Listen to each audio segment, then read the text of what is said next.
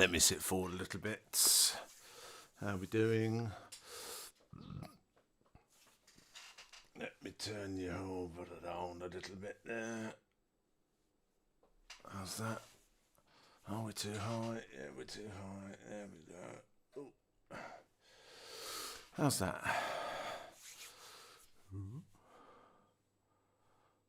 Okay. Let's turn it off.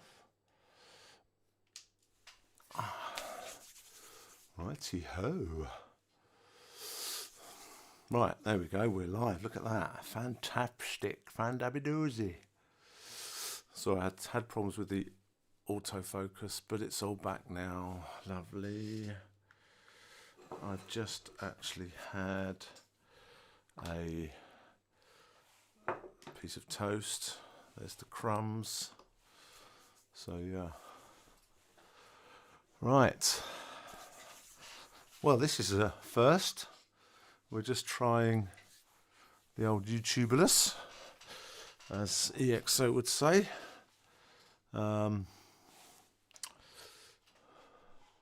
need to get an avatar, brother. You need to sort out your avatar. Good in the hood. Look at that. So, yeah. Not sure if this is better or worse than Twitch. Again, it's the same settings my end regarding the upload compression and upload speed.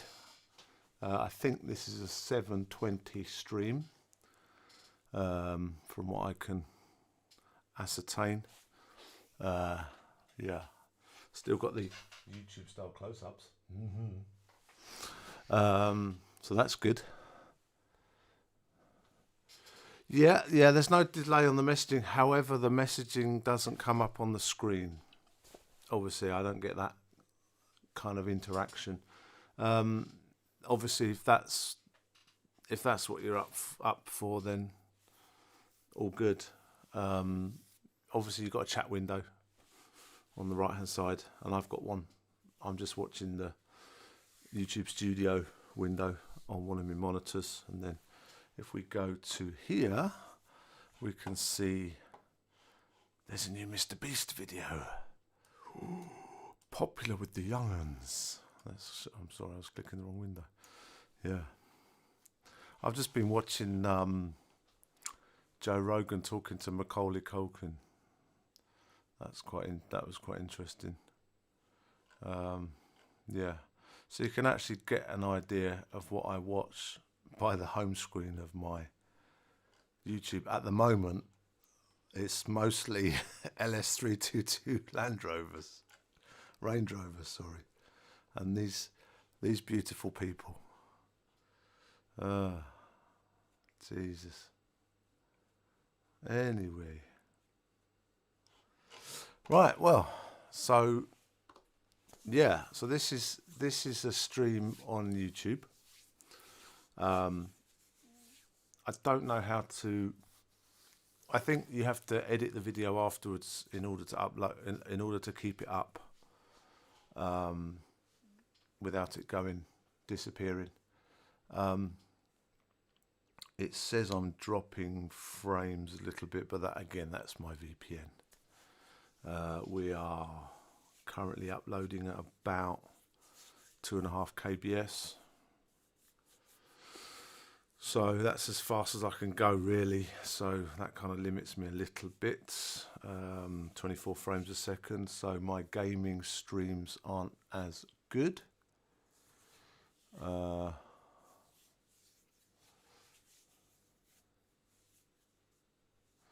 Yeah, that's the my VPN. I'm going into the red on my upload, my encoding. So that's because of my VPN. So obviously, I'm not getting a solid 2.5K upload at the moment. I am now at the moment, but every so often it will go to the amber. It'll go to like 1,800, and then it'll get a bit choppy your end. Choppy. Yeah, no, it's my end, mate. It's always my end. Uh, yeah, I tell you what, I've been getting the first. Normally, um, the homepage is my Picoscope bore camera, or I get a rear handbrake disassembly instructional video. I've seen about 6 of those. I'm pretty much able to disassemble a rear electric handbrake housing in my sleep now, which is good considering I've never even owned one. Anyway, God help you if that goes bad. It's just dropped down to 1,200 just then, so it probably got choppy then. I was going to say, God help if your handbrake ever goes, because yeah, whew, that's quite a job by the looks of it. Quite a job.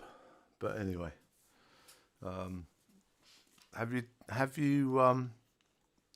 tested the off-road modes at the moment?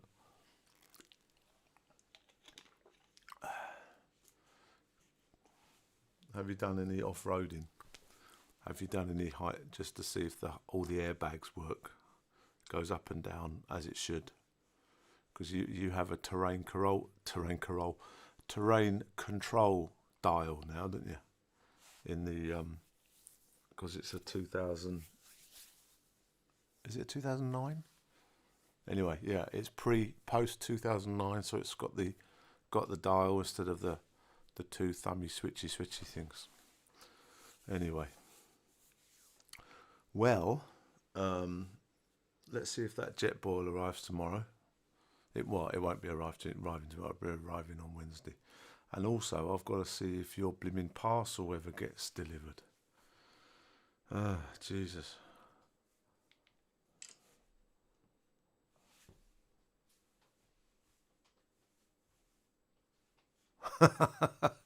So you're still a bit of a pavement princess then. Oh dear, that's funny. Yeah, no, I think it just because one of them engages the low range, doesn't it? Because you've got a low range box in the middle of the car, and that's got a like a solenoid strapped to the side of it. So one of those, I'm guessing either mud and ruts or something. One of the Watsits will engage the low range. So that obviously that's electrically engaged now.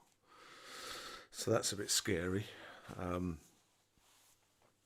then you've got the snow and sleet, which apparently just pulls away in second gear, doesn't it, or third gear?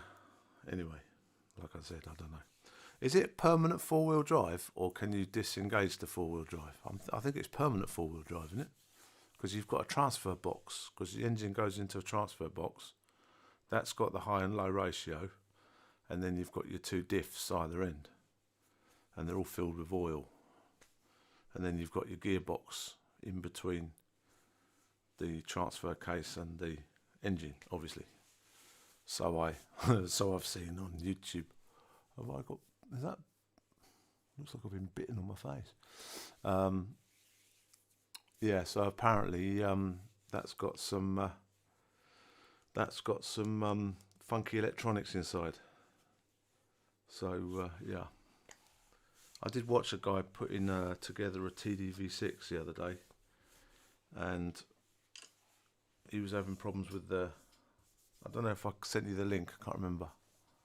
Oh, it's permanent forward drive. Yeah, I thought so. I thought it was permanent.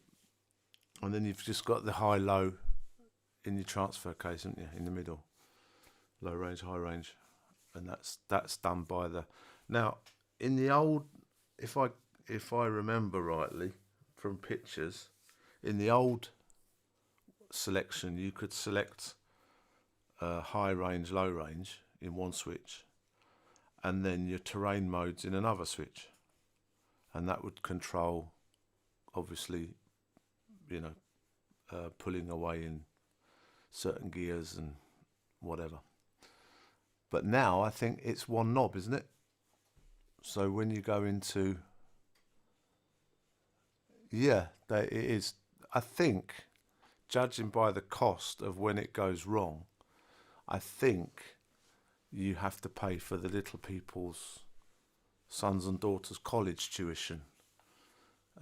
Because judging by what it costs when that shit blows up, then yeah, you're paying. You're pretty much Snow White then, paying for all the 7 little people. Anyway. Oh, you have got a switch for high-low. Okay, yeah. You've got an electric switch for high-low. So basically, you can decide when you want to go into low range and do it yourself, and then the terrain response presumably controls the brakes on each wheel for the slippage. Because you don't. Do you have a locking diff in the rear? Do you have a rear locking diff? I'm not sure. But I think it was all done with traction control these days, isn't it? Where it brakes if the wheel slips, it puts the brake on and sends power to the other wheel, if I remember rightly. But it's pretty good, because I was watching this video the other week where they were sending up all these 4x4s, SUVs, up this hill in, I don't know if it was America, I think it was in Europe somewhere. Anyway, there was the X5 BMW, there was the Audi Q7, there was the Volvo XC90, all the posh ones. And they sent up a Range Rover. And the Range Rover just walked it up there. The other ones all had a lot of, especially Mercedes, they were, because a lot of the hill was on 3 wheels because of the terrain. So the track, as soon as one of the wheels lost traction, it just all what's-itted. Anyway, God, it's good when you're talking to yourself, isn't it? It just basically, no background music, it's just me talking bollocks to camera. But obviously, most people use an iPhone or somewhere. I've got a little bit more than that. Anyway, is that? Did I? It looks. Yeah, I've been bitten. That's a mosquito bite. Anyway. Knob dial for terrain. Yeah, other 5 litre supercharged. Okay. The 5 litre supercharged has the electric diff lock as an option. Okay, but that's the rear. That'll be the rear diff lock, right? But yeah, I mean, again, to be honest, it's quite capable as is. I think, to be honest, I think a decent set of tyres would be higher up on the list than a locking rear or front diff, right? You know, because I think, again, most of the problems that occur when I see these videos is all about the tyres. As soon as you put decent tyres on them and decent tyre pressures as well, they just walk up everything. So yeah, definitely the tyres is what I was looking at. Is I was trying to figure out if they do any what's the word? If they do any exactly, that's the point. Unless you're doing the blimmin', what's it, the telegraph pass in blimmin' Western Australia, you know, you're pretty much okay. I mean, you know, how much trouble are you going to get into Waitrose car park, you know? Anyway, I was watching this, I was thinking about because there was a guy that was reviewing off-road tyres, right? And he was doing there's a company called Hancock. Is it Hancock?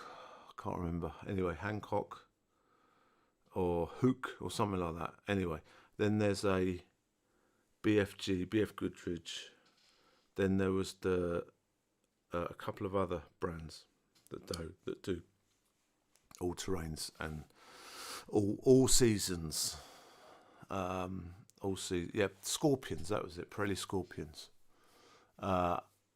They're good. The Scorpions. Pirelli Scorpions. Aren't the Pirelli Scorpions? Don't they come as standard on the new models? The Pirelli Scorpions. Wasn't that? Do you remember that old bloke that I sent you? That video of that old bloke. What's his name? Who? Not what's it? What's its garage? Not Hoovy's garage, but anyway, the one that's always got the nice cars. He mentioned about getting the newer wheels second hands just so he could put on the Pirelli Scorpions that were a slightly lower profile, and apparently it really tightens up the handling. Apparently, I don't know. I did send you the link to the. He also had a same year Range Rover as yours, and also the same colour as well. Yeah, I think they are. I think the Pirelli Scorpions, they come as standard on the newer models, but because it's a newer tyre, they're a lower profile, so you have to have the bigger wheels. Apparently, I don't know. But again, those wheels you can pick up at eBay, so I've heard, and they're quite reasonable. And the actual Scorpions themselves are quite reasonable. But they're this video, I sent you the video. I'm sure you've seen it. Anyway, it's a shame this. It's a shame this is only a one-way conversation, isn't it? You're frantically having to type, going ah, and there's me just spouting my bollocks off, whatever, blah blah blah blah blah. So yeah, because again, you need to have some decent tyres for just normal tarmac driving. Because otherwise, if you go too mental with the mud terrains, first of all, they're going to be super soft, so that you're just going to wear them out. Second of all, they're going to be terrible in the wet with the braking. And third, they're going to make a racket when you're driving along. Do you remember Michael's Land Rover when we put the dumper truck tyres on, and the racket it used to make driving down the road? Because of the tread. It was like paddle steamer. Oh my Lord, that was funny. Yeah, but definitely the Scorpions. No, what I was thinking, if they do China versions of BFGs, like they do, like I bought my mum a pair of 30 quid tyres for the Corsa. Oh, that was probably why then. Yeah, like I said, I did. They weren't rated for going up the side of motorway embankments, but we managed it all right with them. But yeah, I'm guessing they didn't have a high rating of revolutions on the tarmac. But yeah. But I'm sure I've seen a few dumper truck drivers driving faster than 30 miles an hour, though, to be fair. I think they went on to become Brown's lorries drivers. Anyway, I think that was part of the interview. Can you drive a dumper truck national speed limit? And they were like, just watch me. You're hired. Start next week. Jesus. Yeah, you saw that PDF I sent you with the cars. This basically, I've got 6 cars that I'm looking at, and I'm basically just trying to get the best one for my buck. Basically, I'm trying to seriously limit my budget, simply because as soon as you start to add more money in the pot regarding budget, then you can pretty much buy a 2013 Mercedes.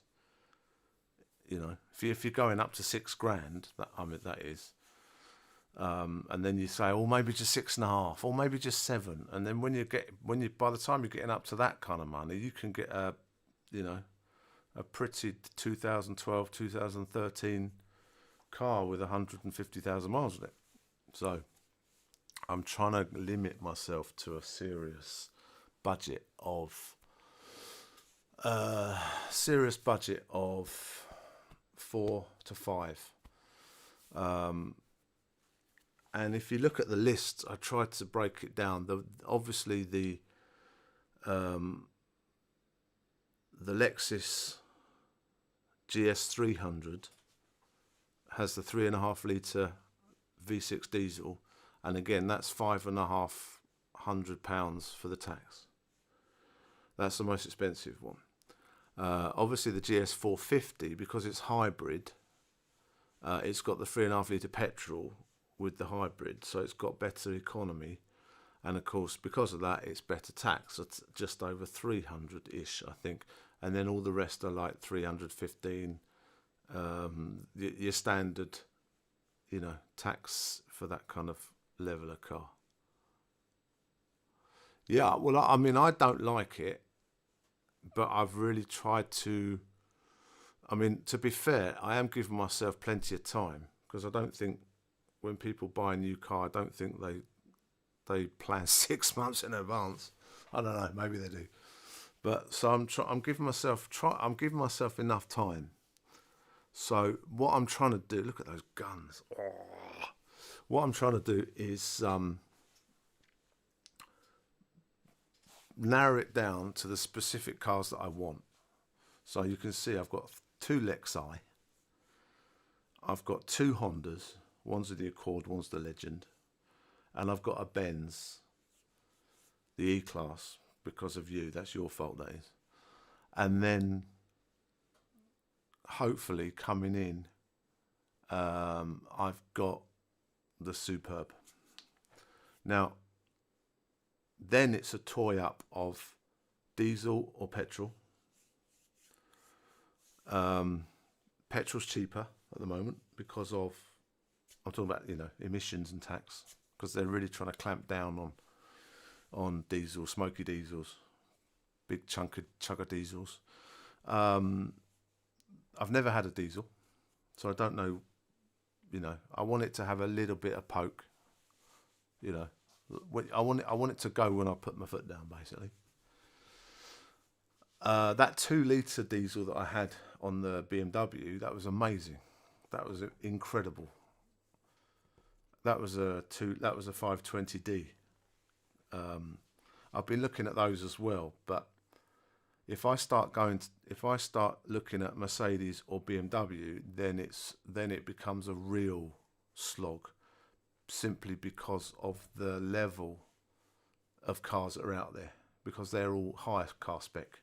The E-Class Mercedes and the 520D are fleet cars. There's thousands of them, and you've got to really just comb through and just get a good one, and that's a nightmare. Whereas like I said, the Hondas are bought by a specific type of people, so once you get one, it's either been looked after or it hasn't, but you can kind of narrow it down a little bit. And of course there's a lot less of them, so they're a lot easier to search for.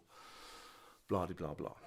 I think if you want to do 520D or an E-Class Mercedes, it's quite, because I did look at the E220, and somebody said the E220 engine is bulletproof, but it's slow and it's just not there. So you get bored of it very easily. So that then thought, well, then I've got to look at the E280, and the one on that list was the 280, which is the V6, the 3 litre V6.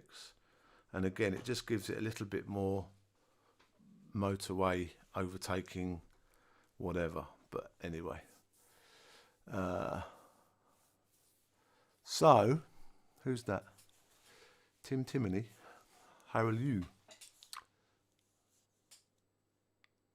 I'm not gonna live in my van. Yeah, why not? I'm gonna live in a van. No, I'm too big for a van, unfortunately. I have thought about it. What I would like is a fifth wheel on a F-150 pickup truck. Yeah. But at the moment, I'm not gonna live in a van because, yeah.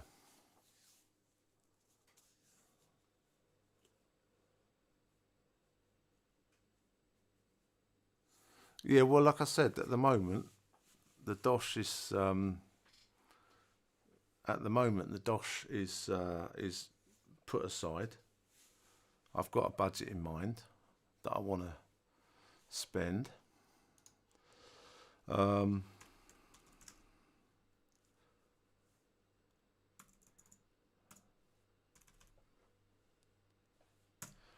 But I'm still, at the end of the day, to me, it's a case of Kenny, Kenny, cool Kenny, oh, cool Kenny.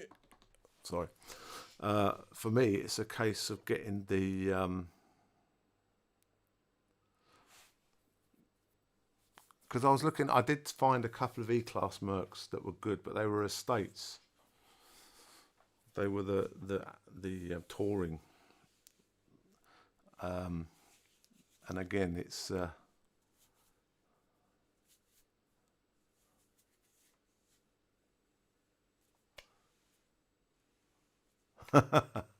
Hey, you're always welcome to subscribe to my channel.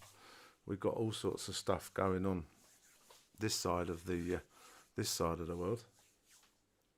And if you want to have a clue where I am, there you are. Check that out. That'll give you a clue.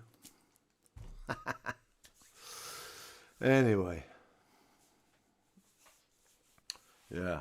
Kenny. So, what was I talking about? What was I gassing about? So yeah, horse box on the back of an E-class. That might be something. That might be something.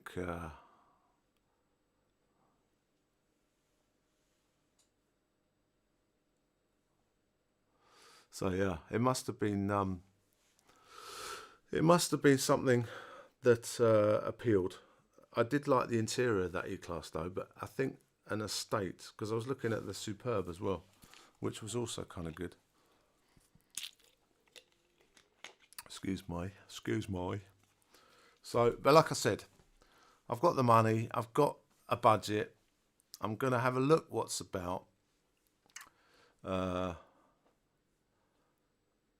going to have a look at what's about and see what I can get for the money. So, but yeah. Anyway, that's the end of that interesting story. What shall we talk about now? What shall we talk about now? Ah, dear. Still using your hand sanitizer?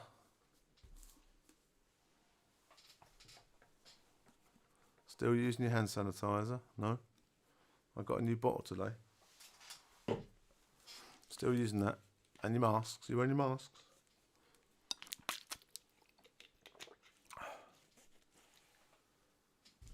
Anyway. So, that's the trick. We're going to have a look online. What we might do nearer the time is we can do a little live stream here. See? Because I can pretend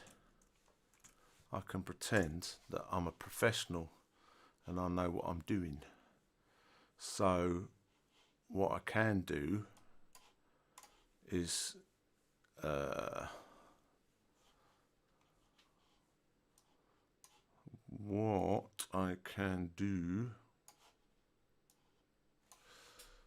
have a look there, and we can see. That's the beauty of technology, because I can look at the motors, and there's a few here that aren't bad.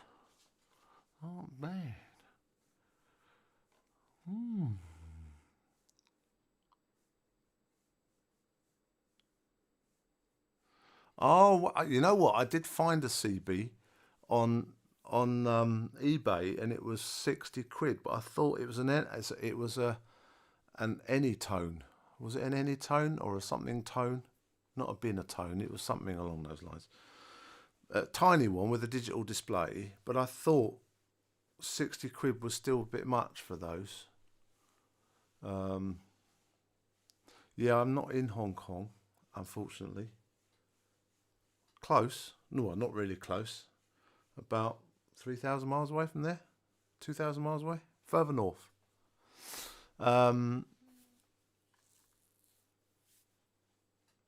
Yeah, go on. That would be good. What you could do is do. Well, that's what I thought. £45.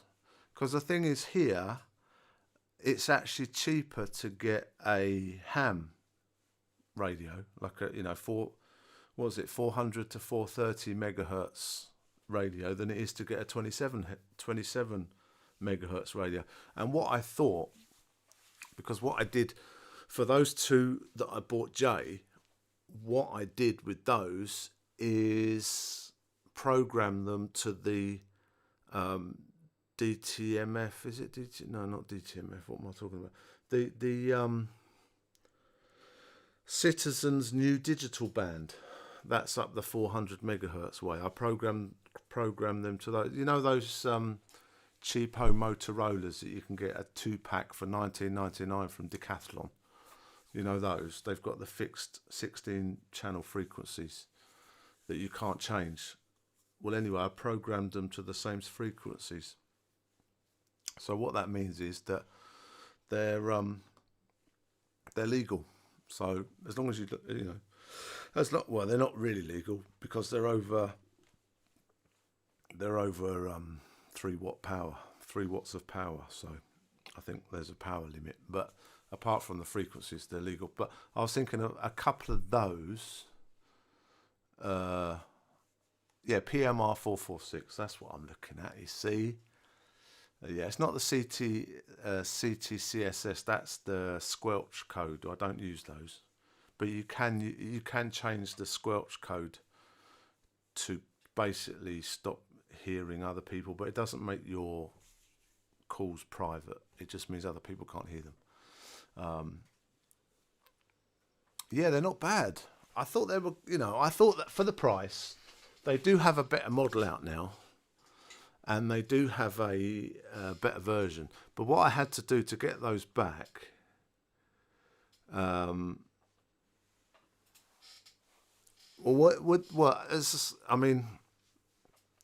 on the lookout for a car, right? Timmy. I'm on the lookout for a car, but I won't need one until next year, around April time.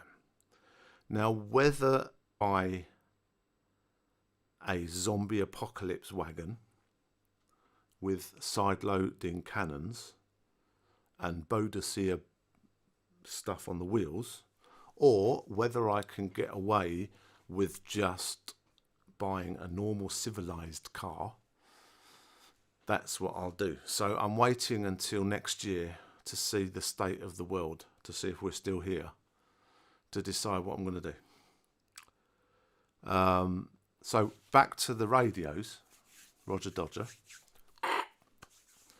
What I do have the other ones that I've been using here, but they're under my stream setup on the other side of the room in my Pelican case, which is basically underneath my mixer. So I'll get those out next time. But what I had to do, they've got these little lithium-ion batteries inside. I had to take the batteries out and put the batteries in my hand luggage, and then put the walkies in my suitcase, because you're not allowed to check in batteries. So I had to reassemble them when I got back to the UK. Right, okay, look. Let me show you what I'm talking about. Right, let me press my little Stream Deck and go into Google Images. Hang on a second. Right. Right, let's check this out. So basically what I was talking about would be something like this. Right, so this is the zombie apocalypse wagon that I was talking about. Right. So, and here, when you've got spikes coming out of the wheels, this is what Boadicea used to have on her carriage during the this is another one. There you go. That's got the blades out. So that's more of a zombie wagon. So again, whether I need to buy one of these because the whole world's in an apocalypse situation, There's a London taxi that's been converted. Yeah, I might buy one of these. Whether I'm buying one of those or whether I'm buying a normal car will depend on the state of the country when I return. Oh, that's a nice Porsche, isn't it? Look at that Porsche with BFGs. There you go. Nice. So yeah, so I have a specific type of vehicle in mind, but judging by the state of the world, we'll see what's happening. But some of these wagons, look at that. That's a lot of welding. A lot of that must be a nightmare if you get a flat tire. I mean, come on. Didn't think that one through, did you? Oops, I've got to change the tire. Hang on. Yeah. So anyway, we might need one of those. Or this is the one that was on Top Gear, wasn't it? This one, where the what's his name drove it through the wall. In Dubai. Was it Dubai or Abu Dhabi? One of the two. Oh God. There you go. Best cars for surviving a zombie apocalypse. So they've obviously tried to cover the subject. So anywho, so basically, that's the state of the world at the moment. So we'll see what it's like after Christmas. Hopefully Christmas isn't cancelled. But anywho, so yeah, back to the PMR 446. What I was going to do, instead of getting a CB, because the problem is with CBs, okay, they're license free, blah blah blah blah. But I mean, at the end of the day, how hard is it really to get your what's it license? We've been talking about it for years. So I mean that's an opportunity. That's one option, or the other option is just stick to PMR and program the frequencies. What I did give Jay a copy of the software that's in his MegaSync folder, and that software allows you to change. It's Windows only, obviously, but it allows you to change the frequencies and program the radios. And they'll do PMR 446, or they'll do all the way into naughty bands. But yeah,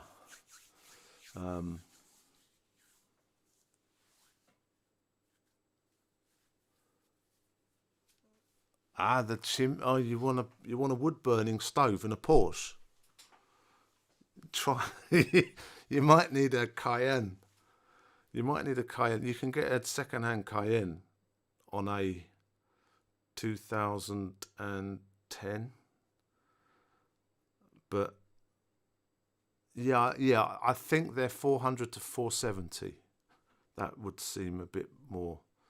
They're 400 to 470. They're not the because the Baofengs, they're dual band, so they'll do 100 and something to all the way up to 500. They'll have two bands, won't they? They're, what is it, 175 to 195, and then 400 to 480, something like that. Anything over 500 is starting to go into airports and that bands. Anyway, yeah, but the I think they're 4 something to 470, and you've got the software. You can program the CSS codes in there. I've set them both. I've set them all at 67, which is basically code 1. So that's 67 megahertz, and I've got a. I do have a doodah somewhere, a chart. I've got it on my other computer, but I shall try to see if it's on here. Radios. Walkie-talkies. Radio allocation. There we go. Right, so if I buzz that on there, so I don't know if you can see that, you probably can't, but these are your DMRs on your, where are we? There. So these are your DMRs on your 46. So obviously you can see they're 446 and then 10625, 11825. So these are your DMR channels. So what I did for I think what I did for Jay's radios is I just copied these. So you've got 16 channels of DMR. Unfortunately, you wouldn't have DMR because those radios aren't digital. These are analog.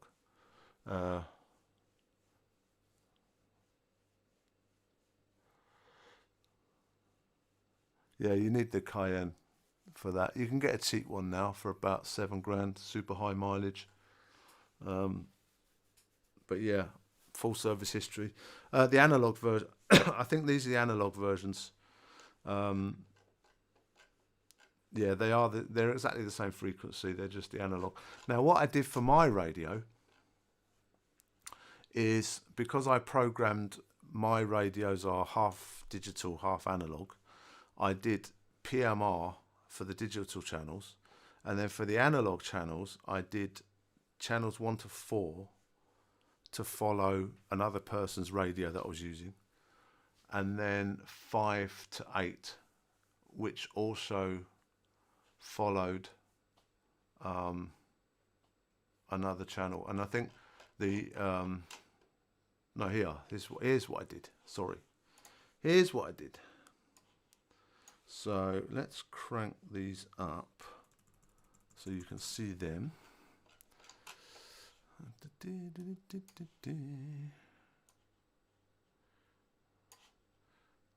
got to make the window smaller because the resolution of this monitor is different to the resolution of my background. Anywho, so what I did for my my radio is I did channel 1, channel 2, and channel 15 and 14 copied another person's radio. So they had different CTSS codes. One was 94, one was 118, 233, rah rah rah. But on the last 4 channels of the radio is basically set to the PPMR channels at 67 megahertz for the CTSS. Kept it simple. I could change these later, but you don't know. So basically, in the UK, I could only use channels 5, 6, 7, and 8 legally, and then these ones would be, I'd be chatting to a bouncer in Charing Cross or something like that. Anyway, I kept that as a note because obviously when I get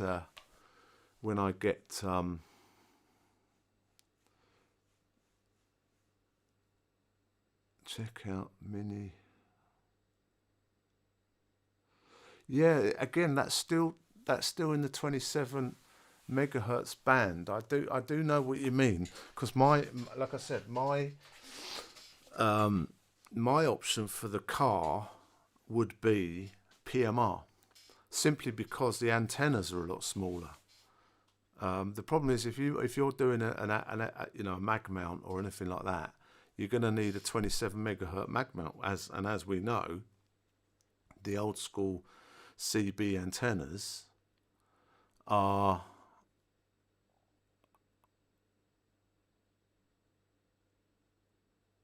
I'm just trying to read some of the chats.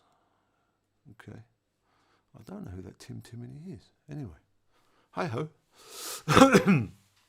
Basically what I'm trying to work out is because with the if you do CB 26 to 30, that gives you a bit of sideband option, doesn't it?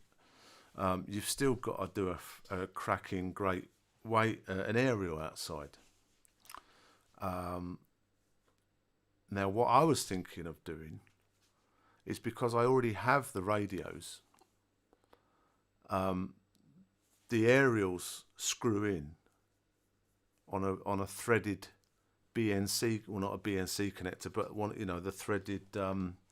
the threaded aerial connector. And what you can do is buy a mag mount that you would get for the airport, if you like. You could get like a 450 to 470 aerial, which you could have it that long or half wave, right? As we know, as we remember from physics class, and then that would be a lot less obtruse on a mag mount at the top. And of course, once you stop using the radio, you can take it all out. Or the other option is to buy another radio, program it to the PMR frequencies, providing you could either get them to do it in the shop if you give them a frequency list. Because what I did for mine is I gave them a frequency list and I said, look, program all the channels to this numbers, because the software was all in Chinese and I didn't have it at the time. But now that I've got the software, the Chirp software or the equivalent, you can program it through the USB to headphone jack thing. I also included one of those cables for Jay as well, if you ever wanted to change.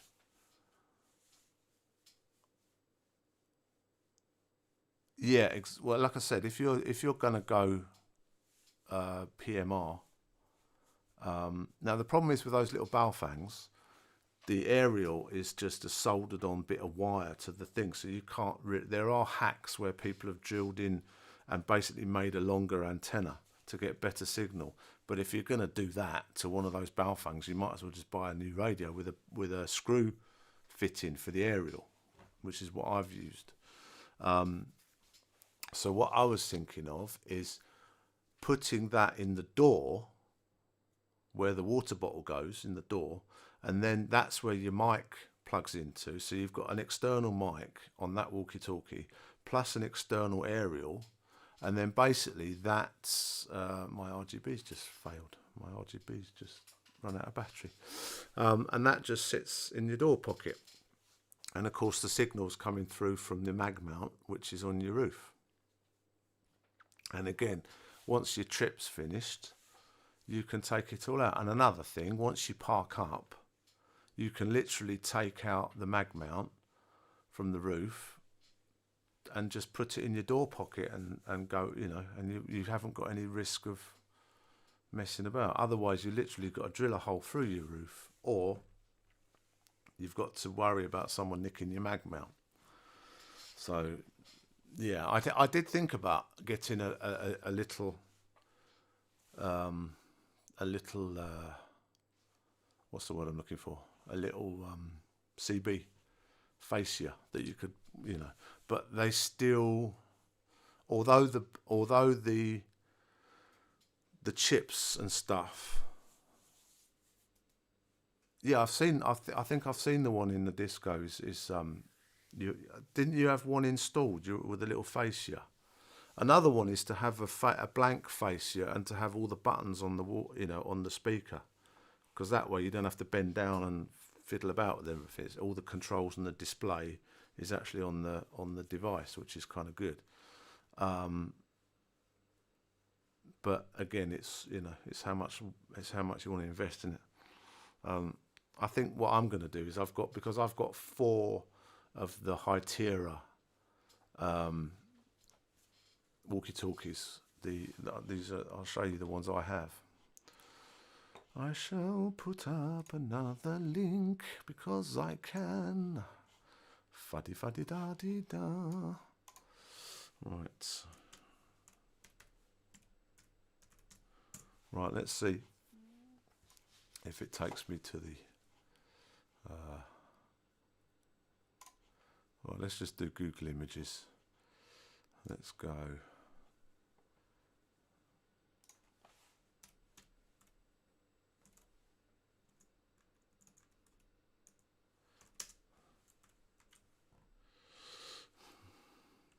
Also, with these walkie-talkies, a lot of them, they do.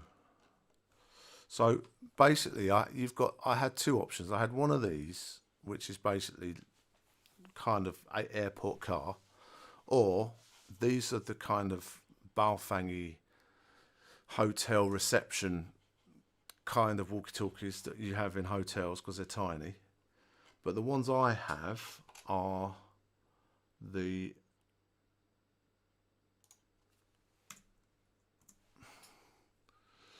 I have this one. This is the one I've got. Now, this one, because it's TD520, I think the TD basically means it's only available in China. If it's the European version, I think it's the PD580. But anyway, what this aerial can unscrew, and then you can just add in a bayonet fitting.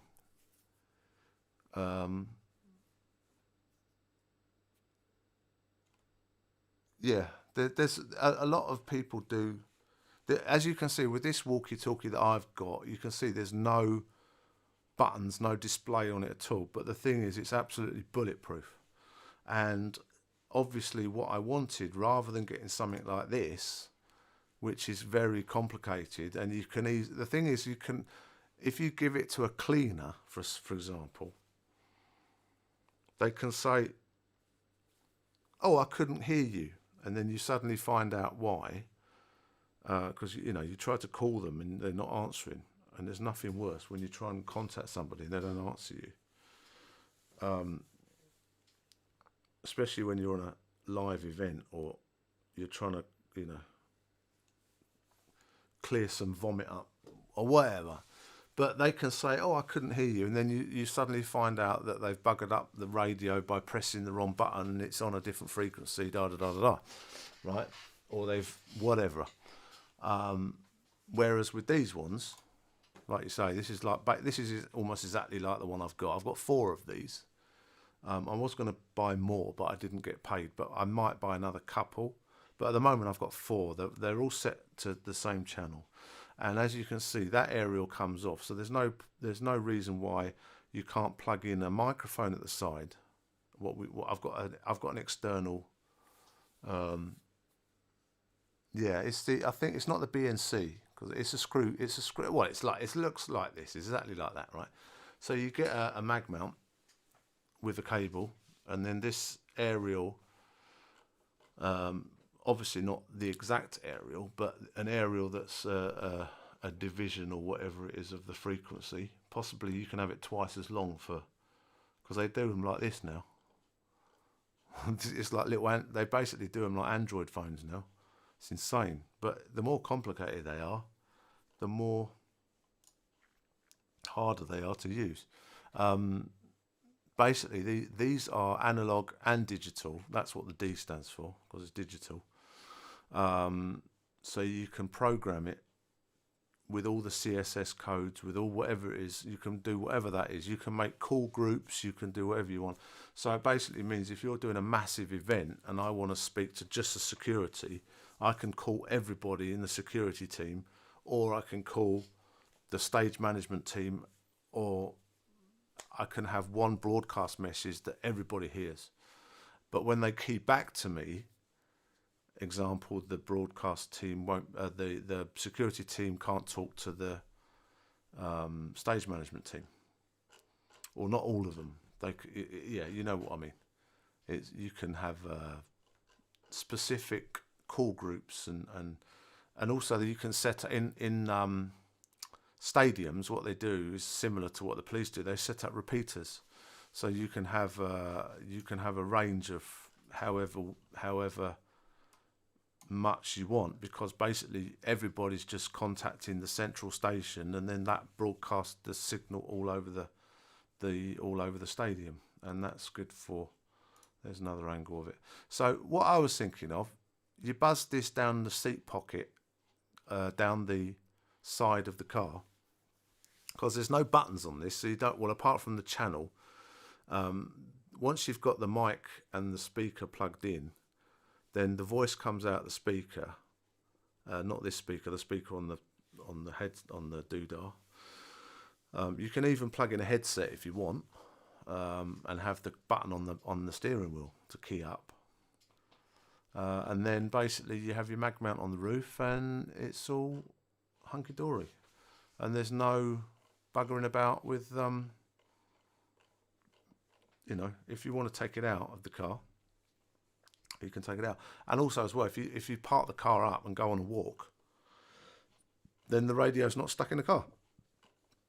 So you don't need a radio and a walkie-talkie. You've just got a radio that can be turned into a base station. You can even have that in the central glove box plugged into the 12-volt lighter, and you can charge the phone. You can just put it in the center glove box, not the glove box, the center console, where you rest your arm, the armrest. So you can put that in the armrest. You've got a nice deep armrest in there, so then that will stand up in the armrest. Take the aerial off. The aerial goes down the outside, along the back seat, up the edge of the seat, outside the window, and onto your mag mount. And then the mic sits in the middle of the drive shaft hump, and you can just clip your mic on there. So that's good. But then also as well, once you want to go out, you just take it out from the slot and do that. So, options.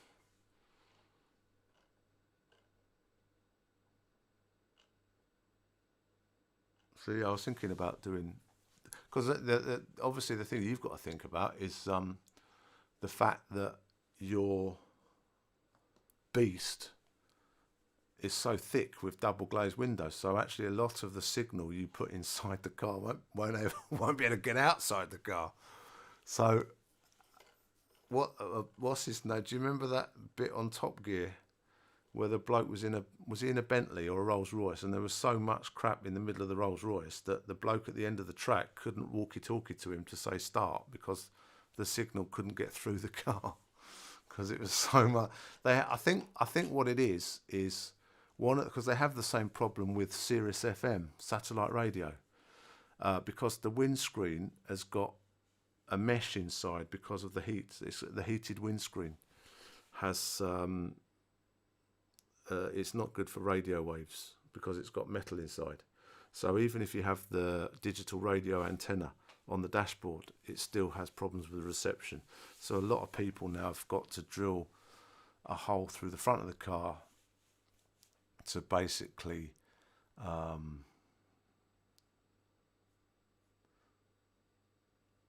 UHF, exactly. I have the same problem with the 5 gigahertz Wi-Fi. If I shut the door, I lose 1 bar. If I keep the door open, then it's just the higher the frequency you go, the more susceptible it is to buildings and walls and stuff. So 5G is going to have a hell of a blast. As I say, the problem with the glazing is the windows had this metal mesh inside, very fine, because it was a heated windscreen. So that was what was causing the signal to not get through, because not necessarily the glass, it's because it had this mesh on it, and it was acting like a Faraday cage inside the car. So basically, they would do, it was all a bit like that. So obviously the next option for that is mag mount on the top of the car, or bit of coax through the window, or through the depends where you want to mount it, I guess, but you can run the cable and have it ready, and then just have it coming out of the boot seal or something like that. I have it permanently there and just screw in the mag mount when you can get it done. Anyway, that was just an option. I think I'd do it that way rather than installing a separate, permanently installing a small CB in there, because you couldn't use a CB walkie-talkie now because they're huge. The antennas would be huge. So whatever you'd use walkie-talkie wise, it's going to be PMR 446, right? So that would then, Retifis, they're quite good. Retifis, they're another Chinese brand. They're quite popular, actually. Let me do a search.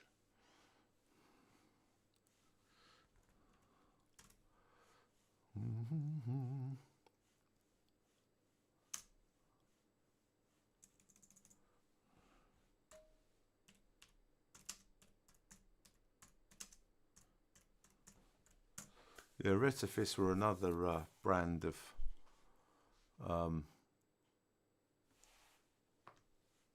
Is this the one you're talking about?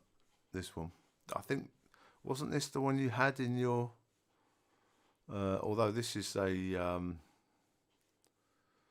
Is this DT? What's this one?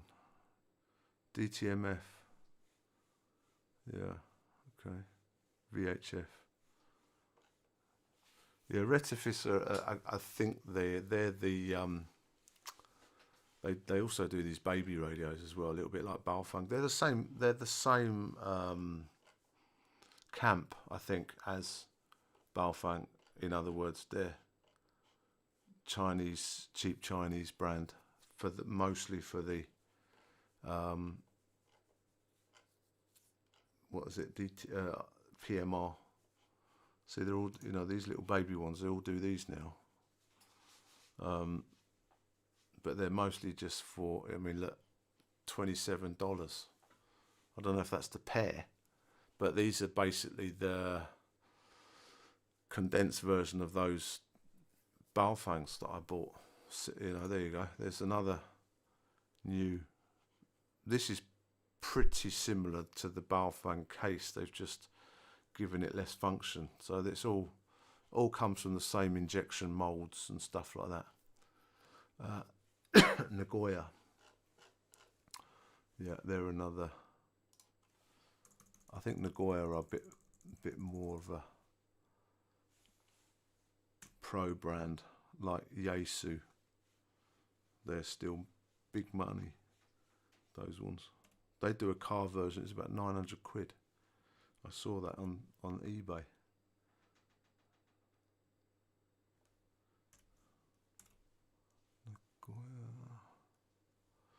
What's it called? Oh, yeah, the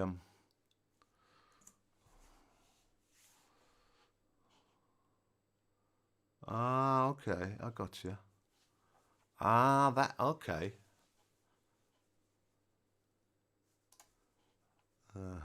This would be exactly what we're looking at then, wouldn't it? So that goes in your window, and then that you have to put your aerial on that, yeah. So that's actually not an aerial. Here we go. There we go. So that's the aerial that was originally would be on the radio, right? And yes, it's not included antenna.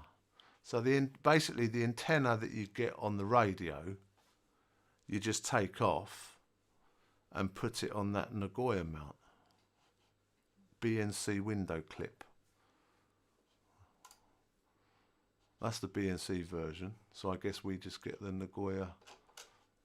This is the one we want, isn't it? With that screwy dooey one.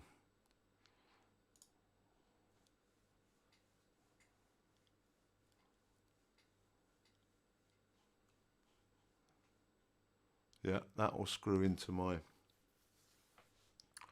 Oh, actually, no, it won't. I need the bracket calculator for Baofeng UV5R. Yeah, okay. 13 quid. Right, I'll tell you what I'm going to do. And see what I can get it for here. Now, I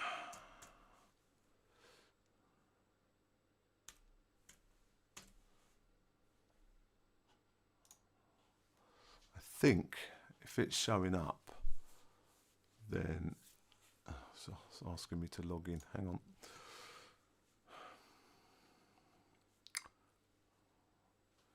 Don't scan my QR code. Right.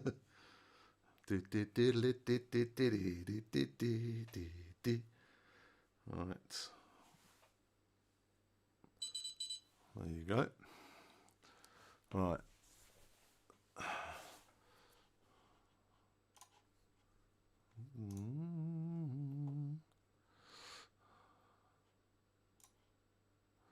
Well, that doesn't seem right, does it? Why isn't that?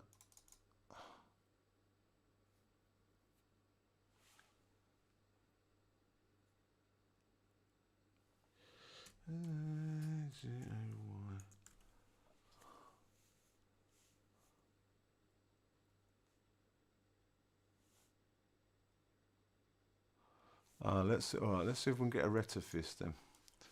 Here, I'm just curious about the price. The problem is a lot of these names that they have in English are not actually the names of what they are. They just are like if it's obviously like a big famous Chinese brand like Xiaomi or Ugreen or Hytera, they will basically make a decent English name for the branding. But the Chinese name for Baofeng is if I search for Baofeng, it comes up with something different. And also as well, if you search in English, they give you a different price. If you search in Chinese, they give you the Chinese price. Okay, well it's, let me see if, what was it? RHD 771. No.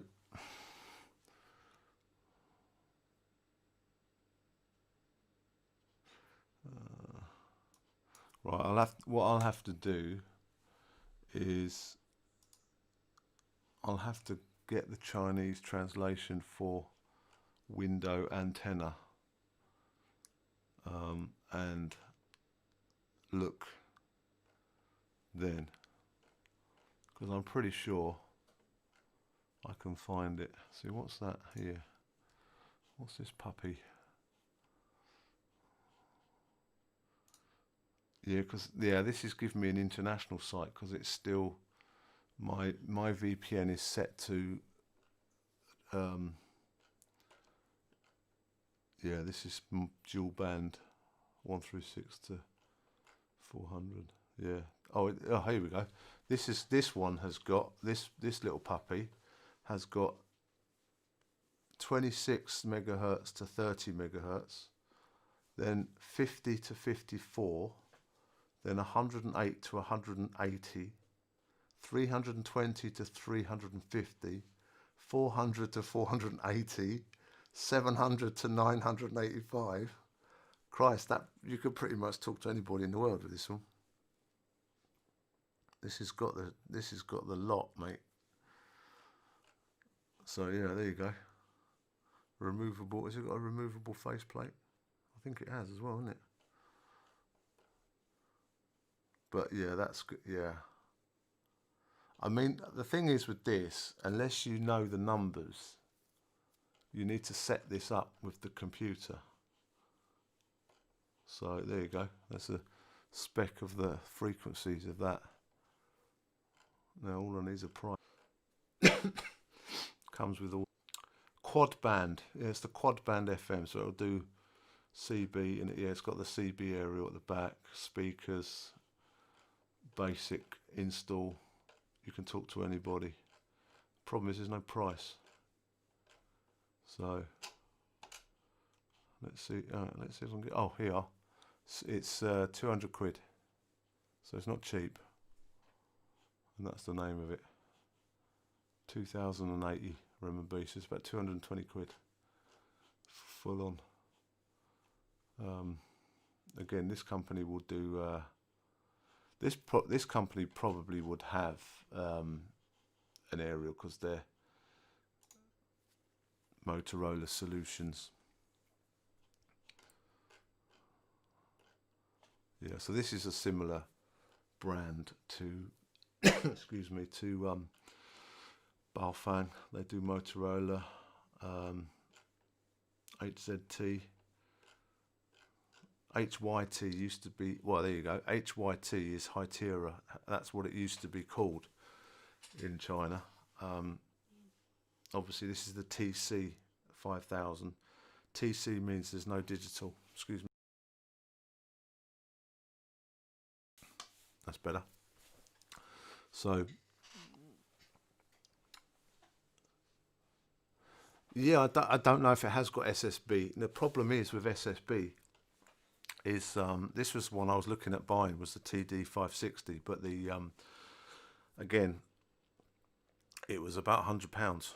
This one, £120, and I thought, well, I've got to buy four of them. I'm not going to spend that much.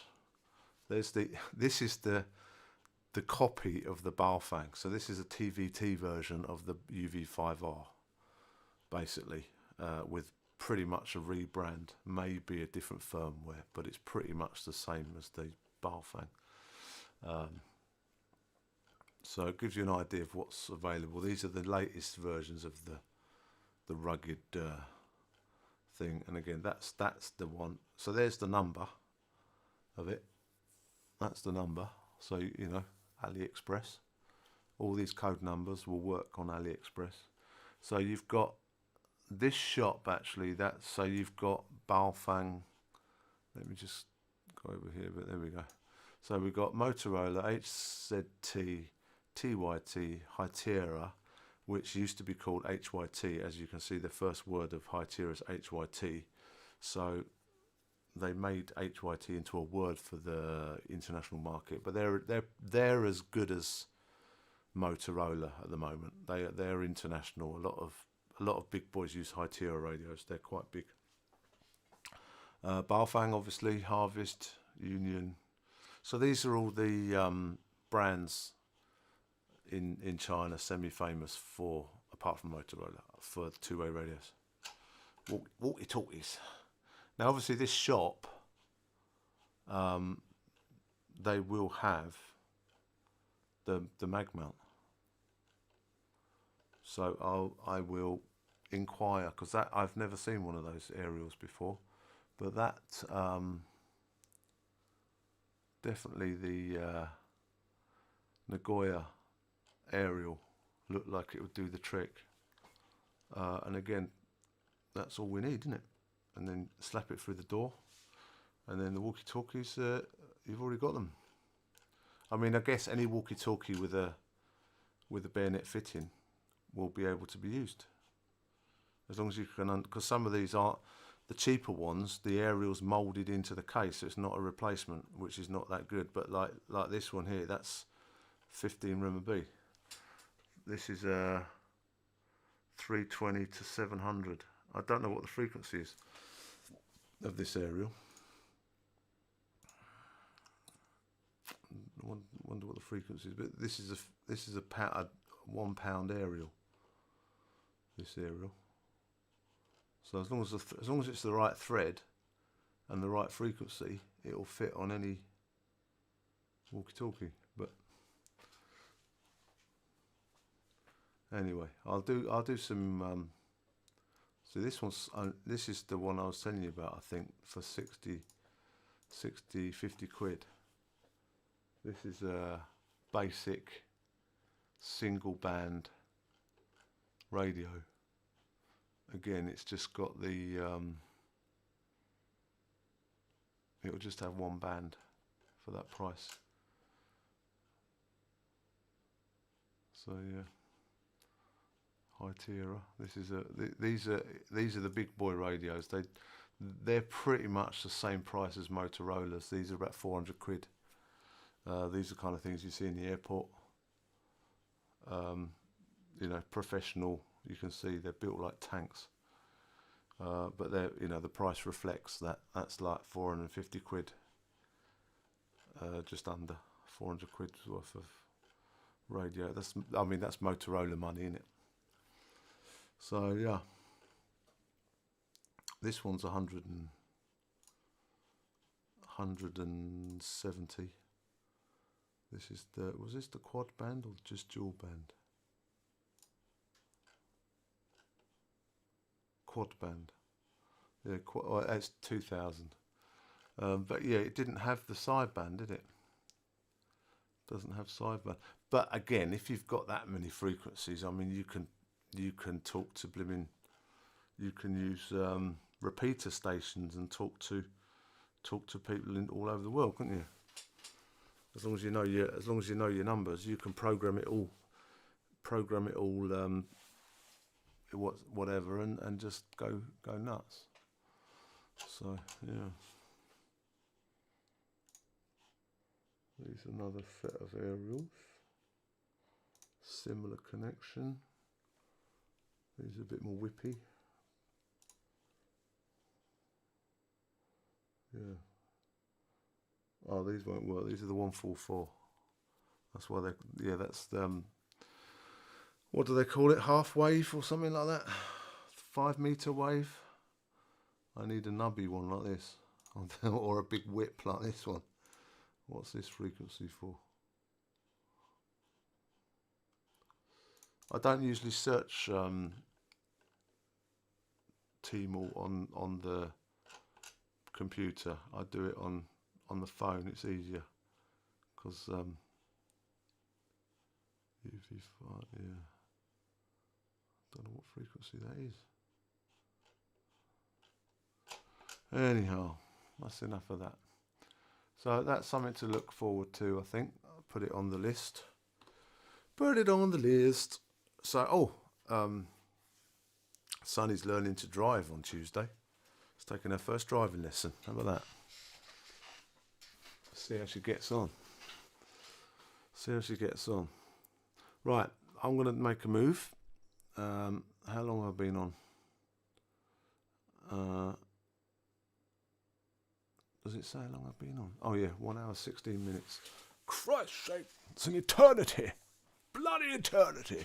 Right, I'm going to love you and leave everybody. And I shall see you all very soon.